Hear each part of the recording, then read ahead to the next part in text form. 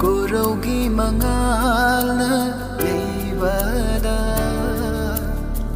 Thaktorakpa nangi phajaba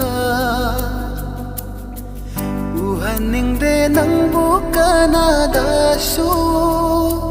Aitagi oiningi nangi phajaba Malang na humniba nangi shamla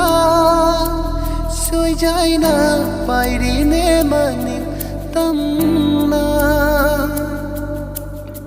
Shamjigi na chomdo aina ne jari Kaidau ngai nang na bibi